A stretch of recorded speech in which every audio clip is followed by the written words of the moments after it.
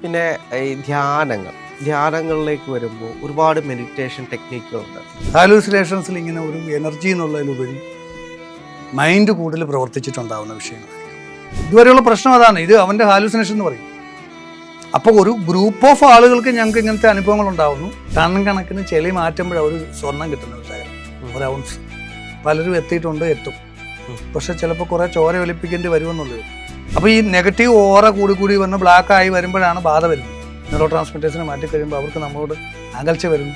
എല്ലാ ഉത്തരം പറഞ്ഞാലും നമ്മൾ സെലക്ട് ചെയ്യത്തില്ല. ആളുകൾ അകന്നകന്ന് പോകും. പിന്നെ ഈ ധ്യാനങ്ങളിലേക്ക് വരുമ്പോൾ ഒരുപാട് മെഡിറ്റേഷൻ ടെക്നിക്കുകളുണ്ട്. ഇന്ന് യൂട്യൂബൊക്കെ നോക്കി ഒരുപാട് ആളുകൾ പഠിക്കുന്നുണ്ട്. പല ധ്യാനങ്ങൾ, പല രീതികൾ. പക്ഷേ ചില ആളുകൾക്ക് മാത്രമാണ് എനിക്കെന്തോ കിട്ടിയെന്ന് തോന്നുന്നത്. അതായത് ചിലർക്ക് ഈ ഹീലിംഗ് മൊഡാലിറ്റിയിലേക്ക് വരുമ്പോൾ അവരെ മെഡിറ്റേഷൻ ചെയ്യുമ്പോൾ ഇവർ എനർജി പാസ് ചെയ്യുമ്പോൾ ഒരു വിറയലും അങ്ങനെ ഒരു വിഷയം ഇവർക്ക് വരും. പക്ഷേ രാവിലെ തൊട്ട് വർഷങ്ങളായിട്ട് ഇപ്പോൾ 3 മണിക്ക് 4 മണിക്ക് എണീറ്റിരുന്ന് ഒത്തിരി നേരം മണിക്കൂറുകളോളം ഇരുന്ന് ധ്യാനം ചെയ്യുന്ന ആളുണ്ട്. ഇവർക്ക് ഈ രീതി കിട്ടുമ്പോഴാണ് അയ്യോ എനിക്കിപ്പോഴാണ് എന്തോ കിട്ടിയതായിട്ട് തോന്നുന്നത് എന്ന് പറഞ്ഞ് ഞാൻ കേട്ടിട്ടുണ്ട്. അതായത് ഇത് തമ്മിലുള്ള വ്യത്യാസം എന്താണ്? ചിലപ്പോൾ നമ്മൾ മെഡിറ്റേഷനിലിരിക്കുമ്പോൾ എന്തോ ഒന്ന് കിട്ടി എന്ന് തോന്നുന്നത് എപ്പോഴാണ്? അതാ ഈ പറഞ്ഞ ഹാലൂസിനേഷൻസും ഉണ്ട്, റിയലായിട്ടുള്ള കാര്യങ്ങളും ഉണ്ട്. ഈ റിയലായിട്ട് കാര്യങ്ങളും ഹാലൂസിനേഷനും തമ്മിലുള്ള ഡിഫറൻസ് എന്ന് പറഞ്ഞാൽ റിയലായിട്ടുള്ള കാര്യങ്ങൾ പലപ്പോഴും എനർജിയായിട്ട് ബന്ധപ്പെട്ടിട്ടുള്ള എക്സ്പീരിയൻസുകളായിരിക്കും. ഹാലൂസിനേഷൻസിൽ ഇങ്ങനെ ഒരു എനർജി എന്നുള്ളതിലുപരി മൈൻഡ് കൂടുതൽ പ്രവർത്തിച്ചിട്ടുണ്ടാവുന്ന വിഷയങ്ങളായിരിക്കും. പിന്നെ ഈ energy, kundalini energy, electric energy പോലെയുള്ള എനർജിയാണ്. ഇത് തലയിൽ പല സ്ഥലത്ത് സ്റ്റിമുലേറ്റ് ചെയ്യുമ്പോൾ, പല വിഷ്വൽ കോർട്ടക്സിലൊക്കെ സ്റ്റിമുലേറ്റ് ചെയ്യുമ്പോൾ സൗണ്ടുകൾ, വിഷ്വൽസ് കാണുക. ഓഡിയേറ്ററി പോർഷനിൽ സ്റ്റിമുലേറ്റ് ചെയ്യുമ്പോൾ സൗണ്ടുകൾ കേൾക്കും. ഇപ്പോൾ സയൻറ്റിസ്റ്റുകൾ ഇലക്ട്രിക് സിമ്പൾസസ് വെളിയിൽ നിന്ന് കൊടുത്തു. വിഷ്വൽ കോർട്ടക്സ് കൊടുത്തപ്പോൾ പലരും ദേവിയെ കണ്ടു, ക്രിസ്ത്യാനിയെ കണ്ടു, ക്രിസ്തുവിനെ കണ്ടു. പക്ഷേ ഒരു ക്രിസ്ത്യാനി പോലും ദേവിയെ കണ്ടില്ല, ഒരു ഹിന്ദു പോലും ക്രിസ്തുവിനെ കണ്ടില്ല. അപ്പോൾ കുറേ ഹാലൂസിനേഷൻസ് ഉണ്ട്. ഈ കുണ്ടലിനി എന്നിട്ട് വൈബ്രേറ്റ് ചെയ്തിട്ട് ഓരോ സ്ഥലത്ത് ദംശിക്കുമ്പോൾ അതുമായി ബന്ധപ്പെട്ടുള്ള ഹാലൂസിനേഷൻസ് സ്റ്റാർട്ട് ചെയ്യും. അതുകൊണ്ടാണ് ഒരു ഗുരു വേണമെന്ന് പറയുന്നത്. എക്സ്പീരിയൻസ്ഡ് ആയിട്ടുള്ള ഒരാൾക്ക് ഹെൽപ്പ് ചെയ്യാൻ പറ്റും. അവിടെ അനുഭവം, അയാൾ ഇതൊക്കെ കടന്നു വന്നിട്ടുണ്ട്. അയാൾ ഈ പ്രശ്നങ്ങൾ വളരെ പാടുപെട്ട് കടന്ന് കറക്റ്റ് ചെയ്ത് വരുമ്പോൾ അയാൾക്ക് പറഞ്ഞു കൊടുക്കാൻ പറ്റും, ഇങ്ങനെ ഇത് തരണം ചെയ്ത് വരാം. അപ്പം നമുക്ക് തന്നെ ഇപ്പം നമ്മുടെ ഉപാസകരുടെ ഗ്രൂപ്പിൽ ഒരു കുണ്ടലിനി ഹീലിംഗ് മണ്ഡല എന്ന് പറഞ്ഞിട്ടൊരു ഗ്രൂപ്പ് തന്നെ വേറെ ഉണ്ട്. ഈ അനുഭവമുള്ള എല്ലാവരും മാത്രമേ ഉള്ളൂ അതിനകത്ത്. അവരുടെ ചർച്ചകൾ അവരിത് കൂടുതൽ പഠിക്കാനും മറ്റുള്ള, കാരണം ഇത് മാനസിക രോഗമാണ് തള്ളിയിട്ട കേസുകളുണ്ട്, ശരിക്കുള്ള സിദ്ധികളുള്ളവരുണ്ട്, പല പല അനുഭവങ്ങളുള്ളവർ അതിനകത്തുണ്ട്. ആ ഗ്രൂപ്പിലേക്ക് ആഡ് ചെയ്തിട്ട് അതിൻ്റെ ഒരു റിസർച്ച് വിങ് വേറെ നമ്മൾ സ്റ്റാർട്ട് ചെയ്യുന്നു. ഇതൊക്കെ പഠിക്കണ്ടേ എന്താന്നുള്ളത് സമൂഹത്തിൽ. ഒരാൾ പറയുമ്പോൾ ഇതുവരെ ഒരാൾ പറയുമ്പോൾ ആരും വിശ്വസിക്കുന്നില്ലെന്നേ. ഇതുവരെയുള്ള പ്രശ്നം അതാണ്. ഇത് അവൻ്റെ ഹാലൂസിനേഷൻ എന്ന് പറയും. അപ്പോൾ ഒരു ഗ്രൂപ്പ് ഓഫ് ആളുകൾക്ക് ഞങ്ങൾക്ക് ഇങ്ങനത്തെ അനുഭവങ്ങൾ ഉണ്ടാവുന്നു. അതിനെ ഒരു ക്രൈറ്റീരിയ സിസ്റ്റമാറ്റിക്കലായിട്ട് അതിന് പ്രോട്ടോകോൾ ഉണ്ടാക്കി അത് ഡെവലപ്പ് ചെയ്ത് അത് ഈ റിസർച്ച് ചെയ്യുമ്പോഴേ നാളെ ഇതിനെ മെയിൻ സ്ട്രീമിലേക്ക് അതിനെ കൊണ്ടുവരാൻ പറ്റത്തുള്ളൂ. അപ്പോൾ അതാണ് ഞാൻ പറഞ്ഞത്. അതിനകത്തിലുള്ള ക്രൈറ്റീരിയയിലുള്ള ഡിഫറൻസുകളാണ് എക്സ്പീരിയൻസ് വെച്ചിട്ട് ഇത് ഹാൻഡിൽ ചെയ്യണമെന്ന് പറയുന്നതിൻ്റെ കാര്യം അല്ലേ. അപ്പം എനിക്ക് കിട്ടി എന്ന് തോന്നുന്നത് ഈ ഹാലൂസിനേഷൻ അല്ലാതെ റിയലായിട്ടുള്ള കാര്യങ്ങൾ ഉണ്ടാകുമ്പോൾ. അല്ല, ചിലർക്ക് വിറയലൊക്കെ വരുന്നത് അത് എനർജിയായിട്ട് ബന്ധമുണ്ട്, അതിന് കാര്യമുണ്ട്. നമ്മളിപ്പോൾ ശക്തിവാദം കൊടുക്കുന്ന സമയത്ത്, എനർജി സെൻഡ് ചെയ്യുന്ന സമയത്ത് ആളുകൾ വിറയ്ക്കും. അപ്പോൾ ഇടബെങ്കിലൂടെ കുണ്ടലിനി റൈസ് ചെയ്യാണ്. പലപ്പോഴും അത് ബാധകളാണ് ഈ വിറയ്ക്കുന്നത്. പലപ്പോഴും ഈ കുണ്ടലിനി എന്ന് പറഞ്ഞിട്ട് ഭയങ്കര പൈസ വാങ്ങിക്കുന്ന പ്രോഗ്രാംസ് ഒക്കെ നടക്കും. അതെ, തേർഡ് ഐ ഓപ്പൺ ചെയ്ത്. അപ്പം അതിൽ ശരിക്കും സംഭവിക്കുന്നത് ഇയാൾക്കൊരു എനർജി ഉണ്ടാവും, ഒരു ദേവതയുടെയോ അല്ലെങ്കിൽ റേക്കി പോലെ അല്ലെങ്കിൽ പ്രാണ ഹീലിംഗ് പോലെ ആ യൂണിവേഴ്സൽ എനർജിയുടെ, ആ ഈശ്വരൻ്റെ ഒരു എനർജി കാണാം. ചിലപ്പോൾ ആ ഈശ്വരൻ്റെ എനർജി അയാളോട് വർക്ക് ചെയ്യുന്നത് ഏതെങ്കിലും ഒരു ദേവതയിലൂടെ ആയിരിക്കാം, അല്ലായിരിക്കാം. പക്ഷെ ആ എനർജി മറ്റൊരാളിലേക്ക് പാസ് ചെയ്യുമ്പോൾ പലപ്പോഴും അവരുടെ ബാധകൾ റൈസാവും. അപ്പോൾ അവർ വൈബ്രേറ്റ് ചെയ്യും, അവർ തുള്ളും. ചിലപ്പോൾ ബാധകൾ വെളിയിൽ വന്ന് സംസാരിക്കും, ചിലരൊക്കെ കരയും, അലറിക്കരയും. പല സംഭവങ്ങളുണ്ടാവും. ഉം. ഇത് കുണ്ടലിനിയുടെ ഇടവെങ്കലിലൂടെയുള്ള റൈസിംഗ് ആണ്. അത് എന്ന് പറഞ്ഞാൽ സുഷുമ്നയുടെ സഹസ്രാരത്തിൽ വരുന്ന കറക്റ്റ് റൂട്ടിലുള്ള സമാധി പാത്തിലുള്ള യാത്രയാണെന്ന് പറയാൻ പറ്റത്തില്ല. യാത്ര മാറിപ്പോകുന്നതുകൊണ്ടാണ് യാത്ര ശരിക്കും അത് വരാൻ പാടാ. കാരണം അത് മൈൻഡ് സ്റ്റോപ്പ് ആവണം. ഒരാളുടെ മനസ്സ് സ്റ്റോപ്പ് ചെയ്യണോ ചെറിയ കാര്യമാണോ? അല്ല. അതിന് ചില പ്രോസസ്സുകളെ കൂടെ കടന്നു പോകണ്ടേ. ഉം.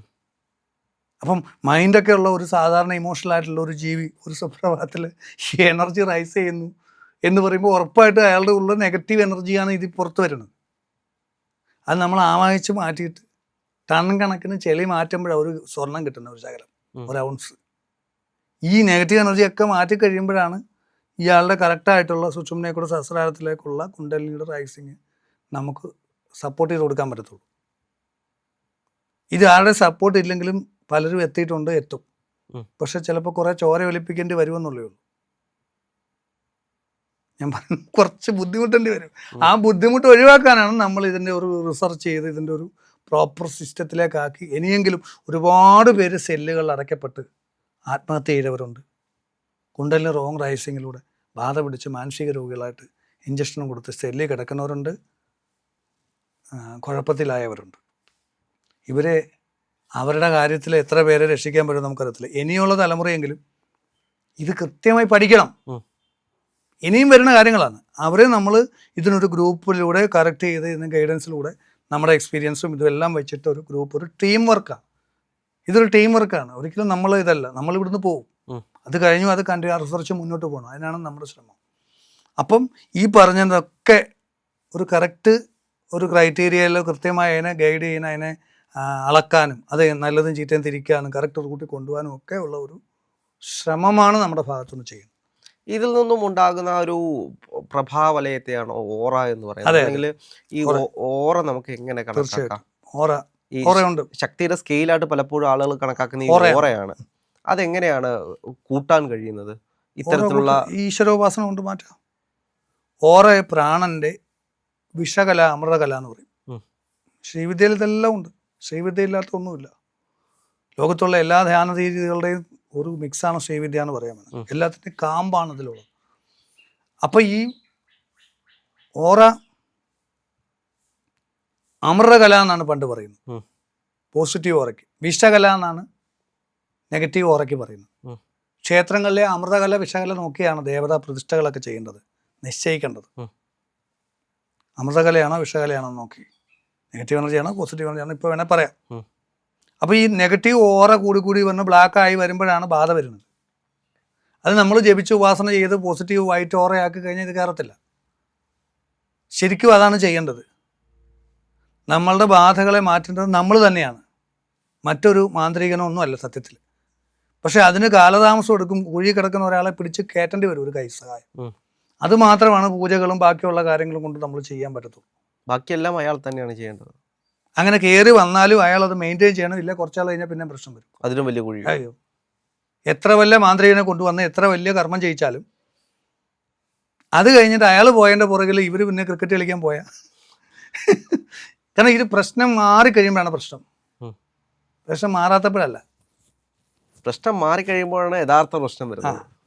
പ്രശ്നം മാറിക്കഴിയുമ്പോൾ നല്ല സുഖം തോന്നുമ്പോൾ സുഖമുള്ളവർ ഈശ്വരനെ വിളിക്കൂ. സുഖമുള്ളവരാരും ഈശ്വരനെ വിളിക്കുന്നു. ഭയങ്കര സുഖമാണ് എൻ്റെ ലൈഫ്. ഞാൻ എപ്പോഴെങ്കിലും ഈശ്വരനെ ഓർക്കുമോ? ദുഃഖമുള്ളപ്പോൾ പിന്നെയും വിളിക്കും. അതാ ഗാന്ധാരി ദുഃഖം തരണേന്ന് പറഞ്ഞു കൃഷ്ണനോട്. അപ്പോഴല്ലേ അങ്ങേ പ്രാർത്ഥിക്കാൻ പറ്റത്തുള്ളൂ. കുന്തിദേവിയാന്ന് തോന്നുന്നു അല്ലേ? അപ്പം നമ്മൾ ഈ ഇത് ആവാഹിച്ച് മാറ്റിയൊക്കെ കഴിയുമ്പോൾ അവർക്ക് നല്ല സുഖമാകുമ്പോൾ അവരുടെ ഉള്ള പ്രാർത്ഥന കൂടി ഇല്ലാണ്ടാവും.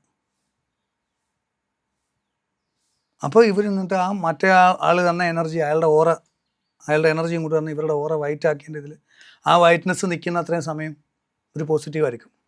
അവർക്ക് മറ്റുള്ളവരെ ഇൻഫ്ലുവൻസ് ചെയ്യാൻ പറ്റും. ഒരു ഇൻ്റർവ്യൂവിന് നിന്ന് കഴിയുമ്പോഴത്തേക്കും അവരുടെ ഓറയിലേക്ക് കാണുന്ന അവരുടെ ബ്രെയിൻ കെമിക്കൽസിനെ പോസിറ്റീവ് ആവുന്നു. സോ നമ്മളെ കാണുമ്പോൾ അവർക്കൊരു പോസിറ്റിവിറ്റി ഫീൽ ചെയ്യുന്നു. സോ അവർ നമുക്ക് ജോലി തരുന്നു. മറ്റേതോ ഈ നെഗറ്റീവ് എനർജി ഉള്ളതുകൊണ്ട് ചെല്ലുമ്പോൾ ഈ നെഗറ്റീവ് എനർജി അവരുടെ ഉള്ളിൽ ഓറയിലേക്ക് കയറി അവരുടെ ന്യൂറോ ട്രാൻസ്മിറ്റേഴ്സിനെ മാറ്റി കഴിയുമ്പോൾ അവർക്ക് നമ്മളോട് അകൽച്ച വരുന്നു. എല്ലാ ഉത്തരം പറഞ്ഞാലും നമ്മൾ സെലക്ട് ചെയ്യത്തില്ല. ആളുകൾ അകന്നകന്ന് പോകും. എന്താണെന്നറിയത്തില്ല, ഒരു താല്പര്യക്കുറവ് വരും. ചില ഗന്ധങ്ങളുണ്ടാവും, സൂക്ഷ്മമായ ഈ ബാധയുടെ സൂക്ഷ്മമായ ഗ്രന്ഥങ്ങളുണ്ടാവും, ആ ദുർഗന്ധം. അവരിടത്തോട്ട് വരുമ്പം എന്നാൽ എന്തോന്ന് അറിയത്തില്ല, അതൊന്നും നമുക്ക് മൂക്കിന് അറിയാവുന്ന രീതിയൊന്നുമല്ല. അല്ലെ വല്ല മെൻ്റലിസ്റ്റ് വല്ലതും ആണെങ്കിൽ ആ സെൻസൊക്കെ പിടിക്കാൻ പറ്റും, അത്ര സൂക്ഷ്മമായിരിക്കും. അപ്പം പക്ഷെ ഇത് ബ്രെയിൻ അറിയാമല്ലോ, അപ്പോൾ ഇത് ഇഷ്ടക്കേട് വരും, അവരുടെ അടുത്തിരിക്കാൻ പറ്റത്തില്ല. അപ്പം ഇങ്ങനെയൊക്കെയുള്ള പ്രശ്നങ്ങൾ വരും, അങ്ങനെ എല്ലാം തടസ്സമായിരിക്കും. അപ്പം നമ്മൾ ഈ ഓറ ജപിച്ച് നമ്മൾ മാറ്റും, അല്ലെങ്കിൽ ഒരാൾ വന്ന് ഹീൽ ചെയ്ത് മാറ്റി, പൂജയൊക്കെ ചാവച്ച് മാറ്റി, ഇവർക്ക് ഇതിനുള്ള ഒരു പദ്ധതിയും കൂടി ഇത് മെയിൻറ്റെയിൻ ചെയ്യാൻ വേഗം കൊടുക്കണം. ഈ പരദേവതയും ഇതൊക്കെ കറക്റ്റ് ചെയ്ത് കൊടുക്കണം. ഒരു സംശയം കൂടെ, ഈ ചില ലൈംഗിക ബന്ധങ്ങൾ അല്ലെങ്കിൽ ചില റിലേഷൻഷിപ്പുകളിലേക്ക് പോയി കഴിഞ്ഞാൽ ഇത്തരത്തിലുള്ള പ്രശ്നങ്ങൾ ഉണ്ടാകുമെന്ന് ചില ഗുരുക്കന്മാർ പറഞ്ഞിട്ടുണ്ട്. അത് യാഥാർത്ഥ്യമാണോ?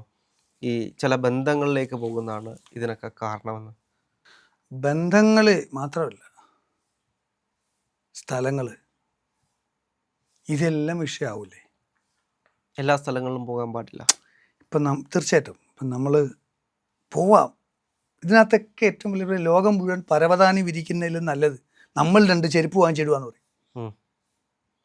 ഈ നെഗറ്റീവ് എനർജി ഇല്ലാത്ത സ്ഥലത്ത് മാത്രം പോവുകയും നെഗറ്റീവ് എനർജി ഇല്ലാത്ത ആൾക്കാർ മാത്രം ഇടവഴി ചെയ്യാൻ പറ്റുമോ?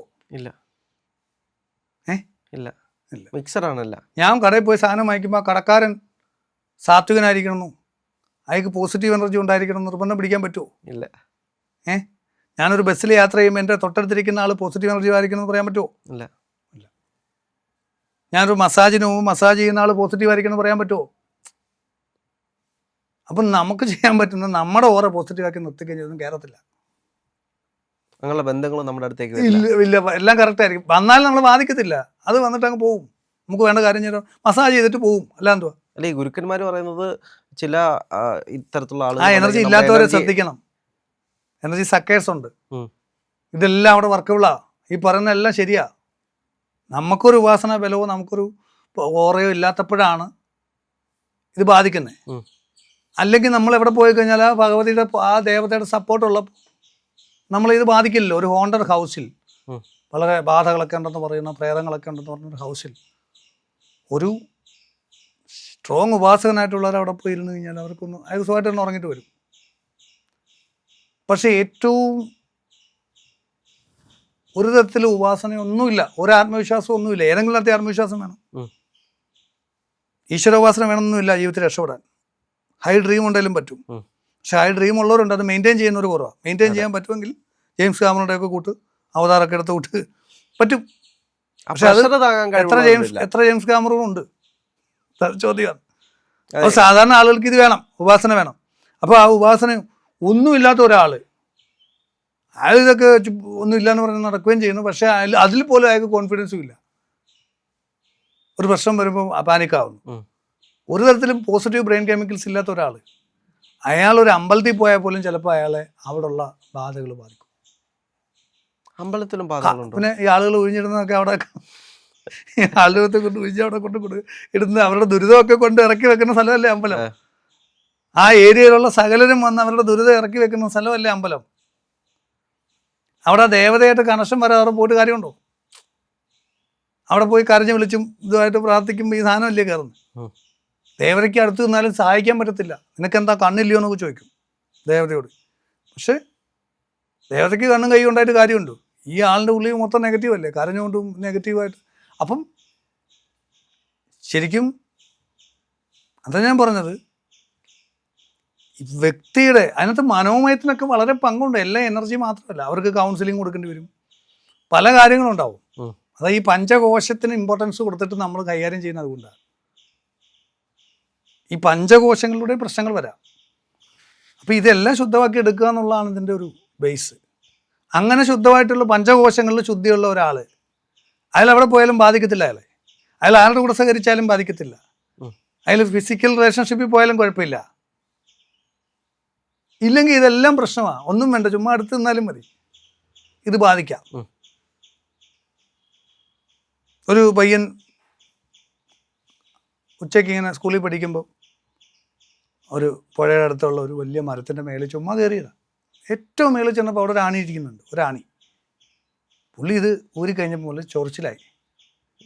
പിന്നെ കുറേ നാൾ പല അസുഖങ്ങളാണ്. പിന്നെ ഒരു അസുഖം മാറുമ്പോൾ അടുത്ത അസുഖം, അങ്ങനെ വന്ന് പുള്ളി ഐസൊലേറ്റ് ചെയ്ത് സൂയിസൈഡ് ചെയ്യാനുള്ള ടെൻഡൻസി വരെയായി. ഒരു സുപ്രഭാതത്തിൽ ഇത് പുറത്തു വരാൻ തുടങ്ങി. ഇടയ്ക്കിടയ്ക്ക് വേറെ ആളായിട്ട് സംസാരിക്കും. ഉം. അങ്ങനെ കയറിയൊരു പാതയാണ്. എന്നാൽ ഈ ആൾ ക്രിസ്ത്യാനിയാ, അത് ഇവിടെ വന്നിട്ടുണ്ട്, നമ്മളത് ഒഴിപ്പിച്ചു വിട്ടിട്ടുണ്ട്, ഇപ്പോൾ വിദേശത്താണ്. അപ്പോൾ ഈ ആൾ ക്രിസ്ത്യാനിയാണ്. പുള്ളിക്ക് ഇതിലൊന്നും വലിയ ഇതൊന്നും ഇല്ലായിരുന്നു, ഒന്നും അറിയത്തില്ല, പയ്യനല്ലേ, സ്കൂളിൽ പഠിക്കുന്ന കൗതുകത്തിനൊരു ആന വിളിച്ചു. അവിടെ മൈൻഡ് അല്ല വർക്ക് ചെയ്യുന്നത്. മൈൻഡാണെങ്കിൽ ഇത് നമുക്ക് പറയാം, ഇതൊക്കെ വിശ്വസിച്ച് സങ്കല്പിച്ച് ഹാലുസിനേറ്റ് ചെയ്ത് ഇത് പ്രശ്നമായതാണ്. ഒന്നും അറിയത്തില്ല, ചൊറിച്ചിലായിട്ട് തുടങ്ങി, ദേഹം മുഴുവൻ ചൊറിച്ചിൽ, പല പല അസുഖങ്ങൾ. പിന്നെ അവിടെ നിന്ന് അങ്ങോട്ട് അവിടം വരെ അവൻ്റെ ലൈഫ് സൂപ്പറായിരുന്നു. 10ാം ക്ലാസ്സിൽ നല്ല പയ്യനാണ്, 10ാം ക്ലാസ് നല്ല പയ്യനാണ്, പഠിച്ചോണ്ടിരുന്ന നല്ല പഠിത്തമൊക്കെ പോയി പ്രശ്നമായി. അതൊക്കെ എനർജി ലെവലിലാണ് വർക്ക് ചെയ്യുന്നത്. അപ്പം വീക്കായിട്ടുള്ള ആൾക്കാർ എവിടെ പോയി കഴിഞ്ഞാൽ ഇത് ബാധിക്കും, എന്ത് ചെയ്താലും ബാധിക്കും. നേരെ മറിച്ച് നല്ലൊരു ഉപാസകനാണ് ഞാൻ ഈ ഊരിനെങ്കിൽ ഒന്നും ബാധിക്കത്തില്ല. എക്സാമ്പിൾ പറഞ്ഞാൽ മനസ്സിലാകാൻ വേണ്ടിയിട്ട്. എന്താണെങ്കിലും വലിയൊരു സബ്ജക്റ്റാണ്, ഒരുപാട് ഇനിയും സംസാരിക്കാനുണ്ട്. നമുക്ക് വീണ്ടും മറ്റൊരു എപ്പിസോഡുമായിട്ടിരിക്കാം. ഒരുപാട് നന്ദി.